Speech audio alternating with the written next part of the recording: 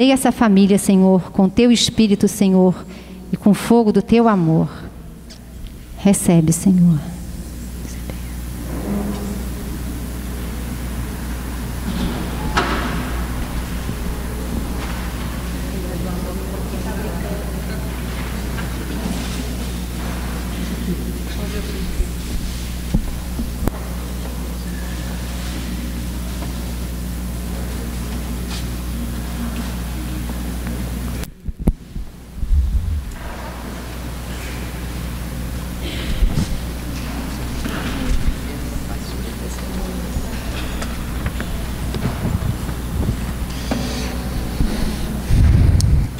Bom, meus queridos irmãos, a Cláudia, na verdade a renovação carismática no Brasil todo tinha pedido, teve um discernimento de que se falasse nesse mês, não é isso, Cláudia? Esse mês que passou, sobre a família. Poxa, é uma coisa ampla, né? E a Cláudia nos pediu que eu e Vânia, na verdade, eu acho que é a primeira vez que nós pregamos juntos aqui na turma, né? Depois de 20 anos, é a primeira vez que a gente prega juntos. Que coisa inusitada, né? E é muito propício a gente falar sobre isso, né? Sobre a família aqui. Porque a nossa família, pelo menos, tem muito a ver com este lugar, né? Por quê? Porque Vânia já era de igreja, mas assim, uma pessoa que trilhava um caminho mais correto na vida dela, ao contrário de mim, que trilhava um caminho muito torto. Mas o amor de Cristo nos uniu, né? Como diz na missa. O Senhor me pegou, né? Me laçou, me procurou, me achou e começou a realizar uma obra nova na minha vida. Eu morava aqui no Leblon, Vânia também, e a gente começou, como fruto desse encontro com Jesus,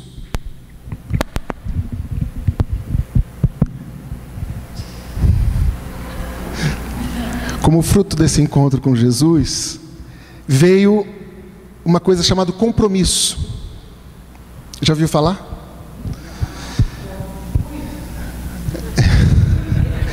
Esse ui da Laura já virou o refrão, né? Ui quer dizer assim, né? A coisa é séria, né? Vou traduzir esse seu ui. Então, mais séria e bonito.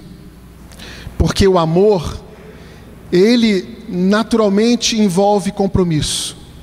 E se ele não vem acompanhado de compromisso, ele é um amor falsificado. É um amor que tem cara de amor, parece amor, tem tudo para ser amor, mas no final não tem o essencial para ser amor, que é compromisso. E eu e Vânia, quando tivemos esse encontro com Deus, a gente sentiu que Ele nos amou comprometidamente, né? Mas que o amor precisa não um merecimento, mas uma resposta. Amor não se merece, amor se corresponde.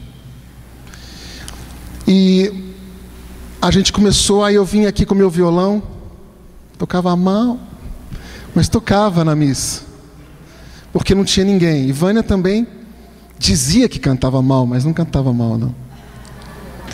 E ele uma vez me proibiu de cantar em público, gente. Aí vem para o microfone e fala isso, é muita hipocrisia. É daí que vem aquela conversa de casal, quando diz, eu falo A, você entende B. Não é verdade? Porque as mulheres você tem que entender.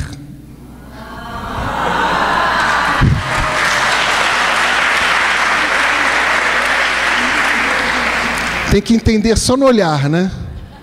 Você está chateada por isso? Por aquilo? Foi o que eu falei? Foi o que eu não falei? Foi porque eu não fui com você comprar tal coisa? Aí você sabe. Então você tem que decifrar a coisa, né?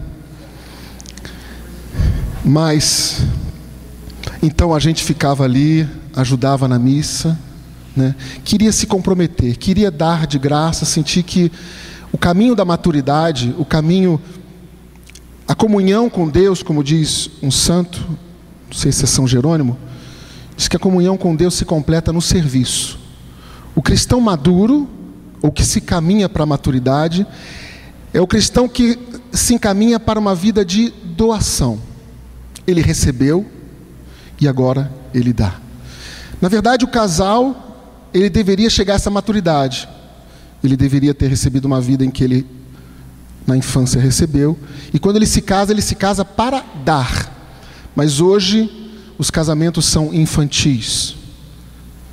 Eu caso para receber mais ainda, porque eu quero, porque aquela pessoa vai me fazer feliz, vai me realizar. E é uma das coisas mais sérias que eu aprendi, que você jamais pode se casar com uma pessoa esperando que ela te dê toda a felicidade que você precisa. Mas que se você se casar para tentar fazer com que essa pessoa seja a pessoa feliz, você talvez tenha uma grande chance de êxito. E na verdade esse foi um tema que o Dom Vaz pregou, né? Que você casou para ser feliz? Sim, não, então você pode parar porque não vai dar certo. Esse é um grande erro que nós fazemos. Nós depositamos naquela pessoa que ela seja o nosso verdadeiro Deus. Embora não falemos isso, é dessa maneira que nós nos comportamos. E os dois querendo receber, o que acontece, né?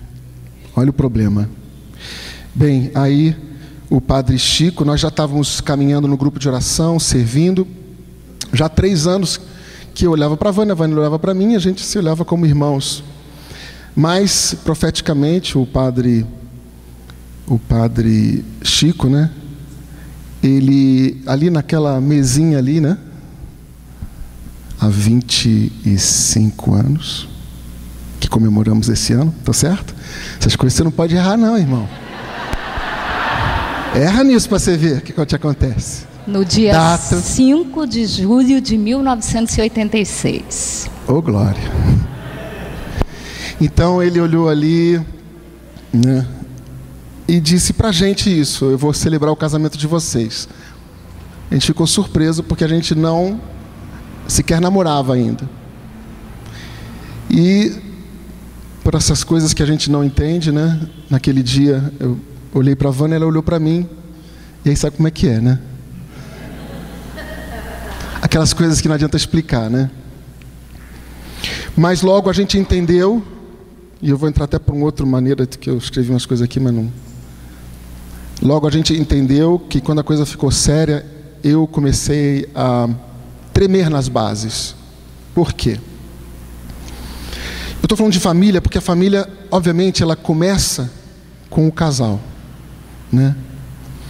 E começa com um compromisso sério.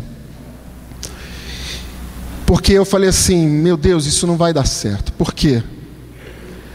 Eu vinha de uma família completamente desestruturada. Meus pais tinham se separado cedo. Então eu já não acreditava muito em casamento. Então eu não tive nenhum tipo de estrutura familiar muito precária, com poder aquisitivo alto. Vânia vinha de uma realidade diferente, mas também com uma questão familiar totalmente desestruturada. E eu pensava aqui comigo, por que é que com a gente vai dar certo? Em que nós somos melhores que os outros? Por que não haverá de acontecer com a gente a mesma coisa que aconteceu com os nossos pais? Por isso, racionalmente, eu dizia, nós temos tudo para não dar certo. Porque nós vemos que no dia de hoje, apenas o amor humano não tem sido suficiente. A gente com tristeza tem visto até casais que a gente vê nitidamente que foram feitos um para o outro. E mesmo assim, não foi possível permanecerem juntos. Então, eu pulo logo para essa parte, né, que eu fiz o trato com Jesus, o famoso trato, né? Que na verdade é o sacramento, né? Eu disse, Senhor, eu tenho certeza que com as minhas próprias forças eu não conseguirei, mas contigo se Tu estás conosco, se Tu estás a nos abençoar, contigo eu posso, contigo nós podemos, porque o Senhor é essa rocha firme, o Senhor é essa garantia que eu preciso, porque sei que com as minhas próprias forças não conseguirei. Você quer falar um pouquinho sobre isso? Eu posso acelerar o tempo, mas você quer comentar isso? Bom, então tá. E aí nós, enfim, nos casamos, né? E constituímos somos casados, então, 25 anos de namoro, vai fazer 25 anos de casado. Nós nos casamos com 1 ano e meio, né? 1 ano e 7 meses de namoro, né? E jamais estamos aqui nos apresentando como a famíliazinha perfeita, Dudu e Vânia. Isso tudo, desculpa, não serve para nada, serve para os outros. Mas para nós, o que nós somos dentro de casa. Né? Não que a gente aparece na igreja. A Vânia ministra curso, dá palestra, muito bem por sinal, dá ensinamentos, tem esse ministério, eu também tenho meu ministério, a gente tem nossos filhos e todo mundo assim, que família perfeita, certo? Não. E é exatamente pelo fato de não sermos perfeitos, de trazermos tantas imperfeições, que nós temos condições de dar testemunho de Deus na nossa vida. É por isso que a gente tem condições de dar esse testemunho, de dizer o quanto Deus pode realizar numa família que a Ele se entrega, né? Que confia no matrimônio. Então, hoje a leitura é Assunção, né? A Anunciação de Nossa Senhora, né? Ontem foi a festa da Assunção. E a questão da família é tão importante, que eu vou falar uma coisa que já foi ouvida tantas vezes. A família é tão importante que Jesus nasceu numa família. Não é verdade? Nasceu numa família.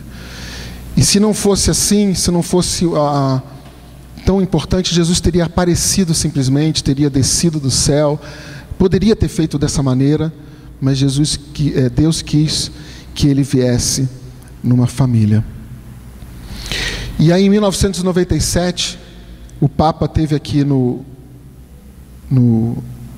Brasil, e por uma obra dessas que eu não compreendo, mas que eu trago comigo num carinho muito grande, houve uma escolha para quem iria tocar, tanto no Maracanã, quanto no aterro, e me chamaram para tocar também, junto com outras pessoas, é claro. E ali eu senti assim um carinho muito grande de Deus. Foi uma das coisas que eu trago comigo assim. Vânia também foi chamada para trabalhar, e era sobre família, né? Precisamente o tema família, dom e compromisso. Dom, aquilo que é dado, e compromisso, esperança da humanidade. Até então, para mim foi só uma honra estar tocando, humildemente também, claro. Mas depois eu senti que Deus tinha algo muito mais profundo a nos falar. Depois de muitos anos, na verdade, há poucos anos, que eu comecei a compreender que a família era muito mais do que eu imaginava. E eu ainda não sei, eu sei que ainda estou longe de entender o plano maravilhoso de Deus para a família. Eu não entendia. Eu achava apenas que a gente tinha se casado porque a gente se amava, ia ter os nossos filhos e ia continuar trabalhando na igreja. Eu não via a família como exatamente uma missão, uma missionariedade. Eu não via na família um dom e uma missão muito clara, que de alguns anos para cá eu tenho enxergado. É claro que a família é uma instituição natural. O homem é impelido para a mulher e a mulher é impelida para o homem, e são chamados a constituir a prole. Mas a família cristã, ela tem um chamado sublime, porque a família é que vai refletir mais fielmente para o mundo a pessoa de Deus, porque Deus não é sozinho. E uma das coisas que eu mais entendi, né, porque a gente diz, eu fui criado à imagem e semelhança de Deus, não é verdade? Então eu sou chamado a refletir para o mundo a imagem de Deus, certo? Mas essa não é a imagem mais perfeita de Deus. A imagem mais perfeita de Deus é a família, mais do que o ser humano sozinho, porque a família é trinitária. A família é trinitária. Amém? Então, eu confesso que só de um tempo para cá eu tenho entendido que a família é que traz em si uma missão muito grande e que eu mesmo, talvez eu e Vânia, ainda não podemos compreender. Mas eu digo que a gente já passou no nosso casamento por muitas crises sérias, tanto de relacionamento quanto com os nossos filhos. E a fidelidade de Deus é que nos tem sustentado. E tem, ao fazer-nos atravessar fases difíceis, tornado o nosso amor mais sólido e mais maduro. Aquela história de que o amor é um sentimento, talvez comece com sentimento, mas é muito mais do que sentimento. E quando um casal consegue superar suas diferenças em Cristo, no diálogo, ele se torna um casal que cada vez chega mais perto da maturidade de Cristo, a maturidade do amor. E somos chamados a ser, como família, um testemunho no mundo da fidelidade de Cristo com a sua igreja. Somos chamados a ser profetas como família para dizer: a união de Cristo com a sua igreja jamais acabará. O inferno não prevalecerá sobre a igreja. E o próprio documento da igreja vem dizer que a família é a igreja doméstica. E por isso, desculpa usar um termo bem claro, o diabo ataca diretamente a família. E você sabe disso. Basta você ligar a televisão que você sabe disso. Eu fico muito chateado de ver católicos que vêm à missa, que veem o tipo de novela que passa em determinado canal, e até diz que é absurdo, e quando chega em casa, aperta e liga no próprio canal, que sabe muito bem que é um canal, e como outros também, que destroem profundamente a noção de família. Eu queria deixar essa mensagem, vou encerrando porque, né, tem muita coisa, mas a Vânia também tem muita coisa a falar. Que a gente seja coerente, que a gente não dê ibope para canais que não acreditam de forma nenhuma na família. Amém? Então a Vânia vai seguir.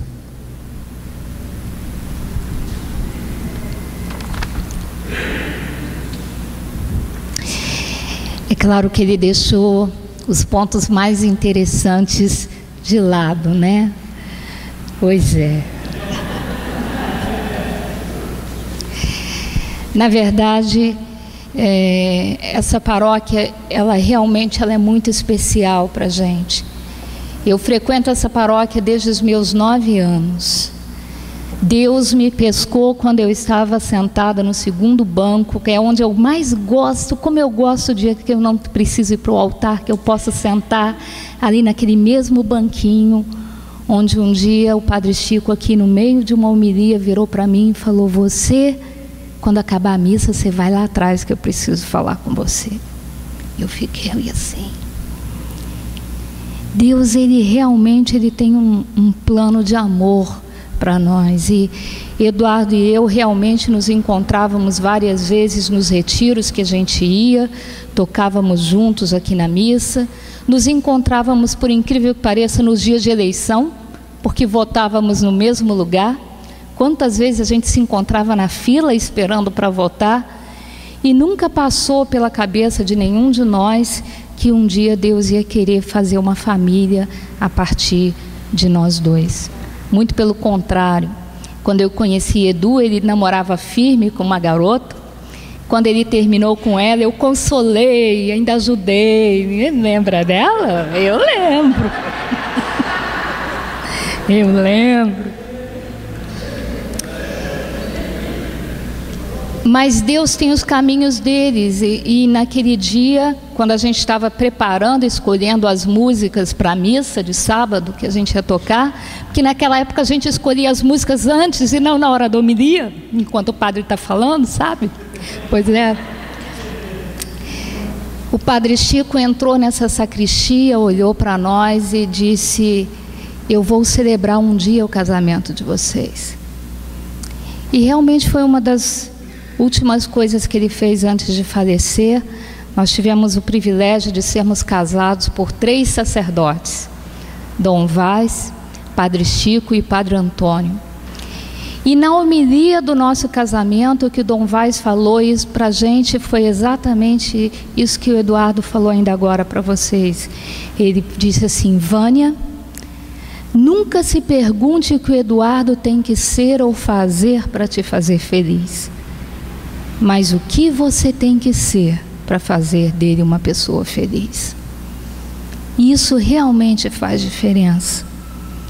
Edu disse que a família é o berço da santidade, e isso é verdade.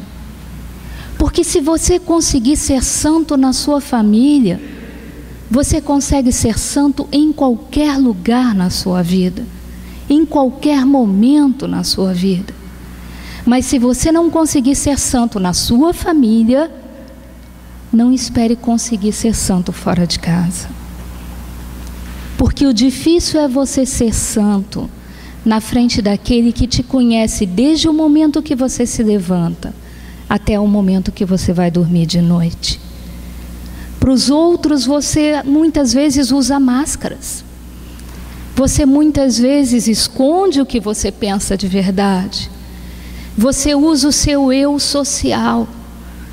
Mas na sua família a máscara não funciona.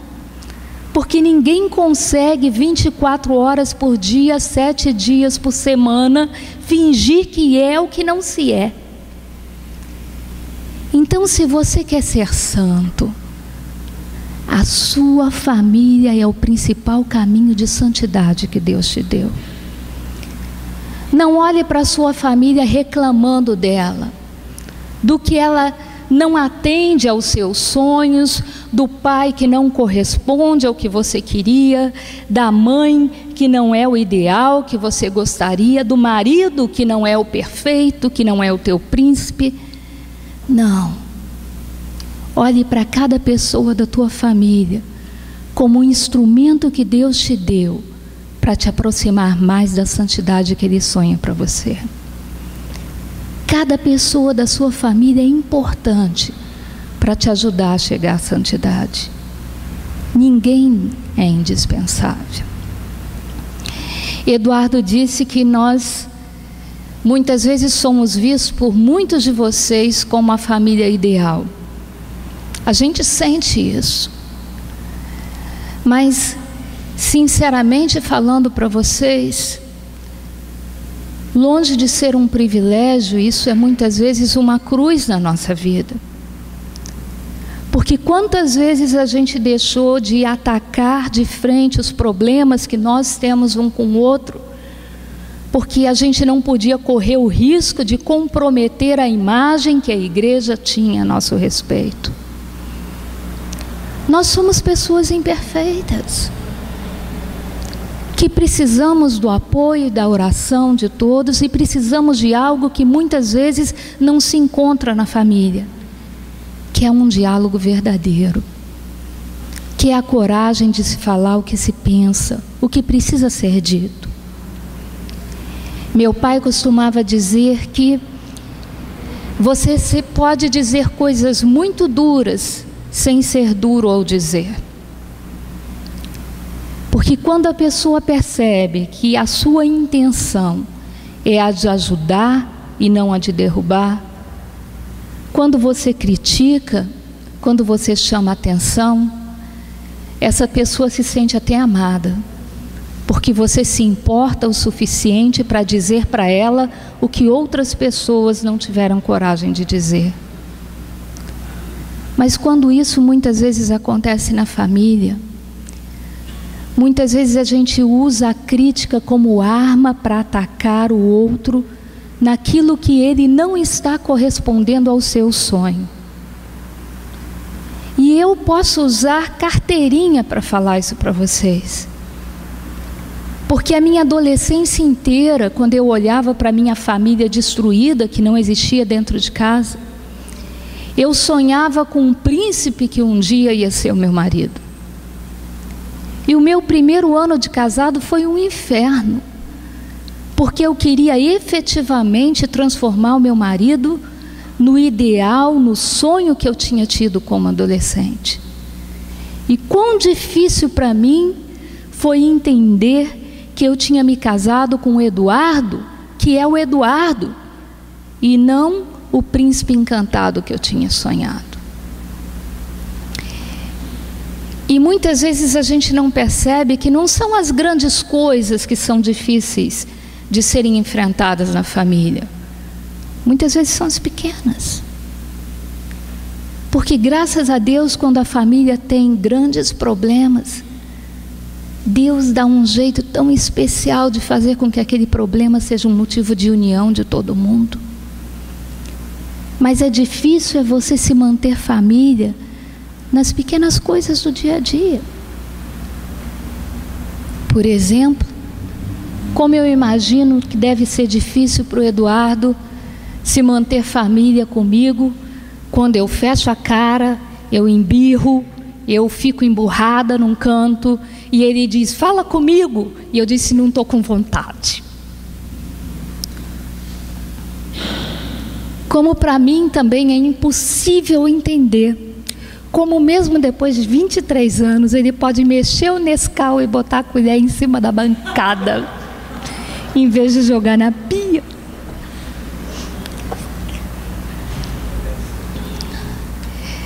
Mas ele diz que ser família não é ser perfeito, e é verdade. Ser família é caminhar junto na direção de Deus. Meu pai falou isso uma vez pra gente. E nós temos 4 filhos que são 4 bênçãos. Mas a nossa vida não é sinônimo de perfeição. Muito pelo contrário. Mas quando você percebe que as pessoas que Deus colocou na sua família, principalmente os seus filhos, são na verdade não uma obrigação, mas uma oportunidade que você tem para melhorar o mundo, faz toda a diferença na sua vida. Nós dois não tivemos uma vida de família perfeita, mas nós temos a oportunidade de construir um ambiente diferente para os filhos que Deus nos confiou. E todos eles têm o seu problema também. Raquel é a nossa filha mais velha, ela é uma menina sensacional, que nos orgulha desde de manhã até de noite. Mas como ela nos preocupa também, com a mania de perfeição que ela tem, com a intolerância com aquilo que é errado, com a incapacidade que ela tem de levar as coisas de uma forma mais relaxada. Porque nós sabemos que ela não vai encontrar um mundo perfeito na frente dela o tempo inteiro. E toda vez que ela encontrar algo que ela não consiga mandar, que ela não consiga comandar ou alterar, isso certamente vai ser motivo para ela sofrer. Nosso segundo filho, João Pedro, também é um filho que, aos olhos de muita gente no mundo, é uma criança problema. Não tão criança mais. Mas quantas vezes a gente foi chamada 2, 3, 4 vezes no mês no colégio por causa do nosso filho João Pedro? Quantas vezes nós tivemos que enfrentar o João Pedro suspenso e até expulso da escola? Tivemos que enfrentar tudo isso. Aos olhos de muita gente no mundo, nosso filho seria uma dor de cabeça. Mas quando você começa a aprender a olhar para as pessoas da sua família com os olhos de Deus, como isso muda? Como o nosso filho nos ensina. De todos os 4 filhos que nós temos, João Pedro é o que tem o coração de manteiga. é o que mais tem capacidade de perceber de antemão a necessidade do outro e correr atrás para ver o que ele pode fazer. E como ele nos ensina com esse jeito de ser dele. Nosso filho Mateus parece que vive no mundo da lua. Outro dia a gente descobriu que ele não sabia sequer quem era Elizabeth II. Né? Outro dia ele deixou uma amiga de escola convencer ele que se você comesse ketchup, o seu sangue ia ficar vermelho.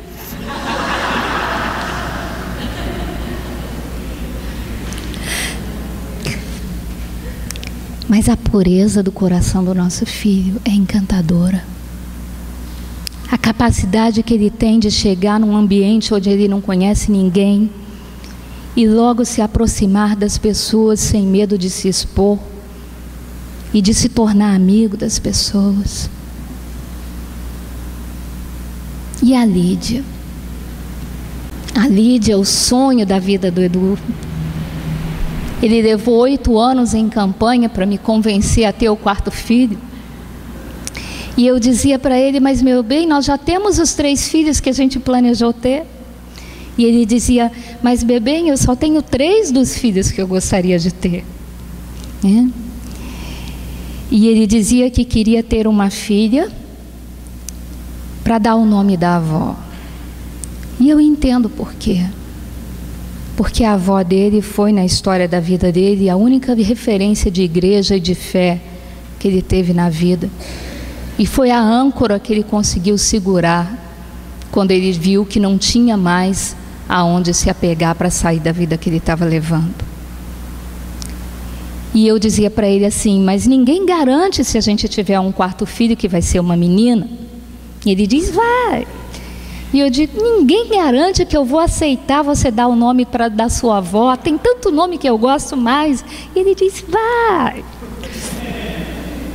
E ele ganhou todas.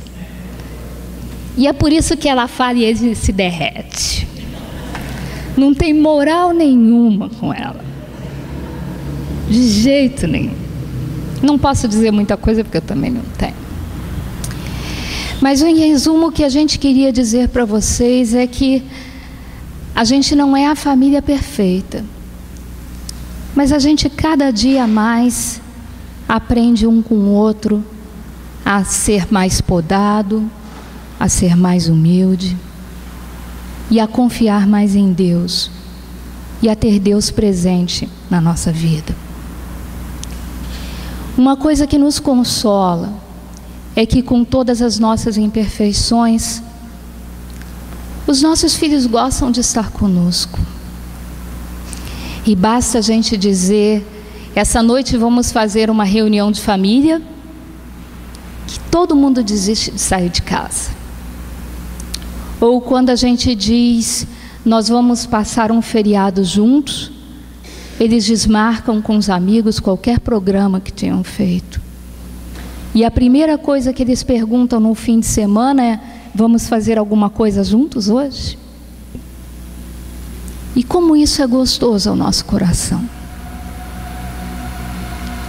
E eu tenho certeza que dentro da sua casa também, tem alguém que está esperando saber de você o quanto ele é amado. Porque a gente muitas vezes fala isso com tanta frequência fora de casa.